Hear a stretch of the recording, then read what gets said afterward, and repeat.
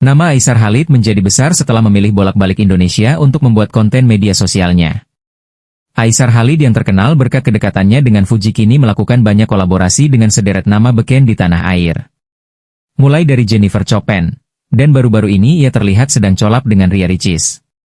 Di media sosial milik Ria Ricis, Aisar nampak terlihat mengenakan kostum mermaid dan terpantau akrab dengan Moana. Kedekatan tersebut menimbulkan spekulasi baru dari netizen bahwa Aisar tengah mendekati janda tekurian tersebut. Namun, dari semua yang ia ajak kolaborasi tak satu pun yang benaran jadian dengan Aisar. Semua rekan kolaborasinya hanya sepintas lalu dan disebutnya sebagai rekan kerja. Baru-baru ini melalui podcast Denny Sumargo, Aisar pun membeberkan alasannya mengapa ia sangat senang sekali membuat konten di Indonesia dibanding dengan negara asalnya di Malaysia.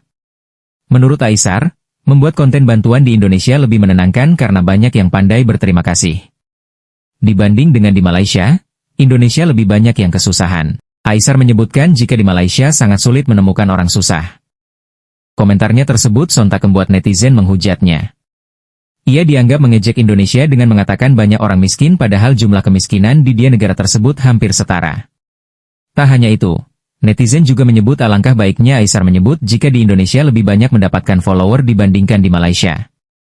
Saat ini kedekatannya dengan Ria Ricis menjadi sorotan warganet, apakah akan berakhir hanya sebatas konten semata atau berlabuh ke status yang spesial. Sebelumnya, konten kreator Aisar Khalid memilih untuk menolak berkolaborasi dengan Fuji untuk sebuah agenda live di media sosial.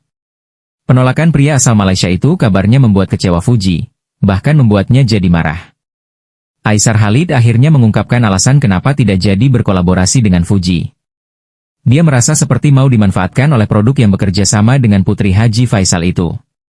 Dari sisi saya, perlu saya tegaskan di sini saya bukan hanya seorang konten kreator. Saya juga seorang entrepreneur, ada otak bisnis juga di kepala saya, kata Aisar Khalid dalam podcast Denny Sumargo. Lebih lanjut dia mengungkapkan, produk yang menggandeng Fuji membayar secara profesional kepada pemilik nama lengkap Fujianti Utami Putri.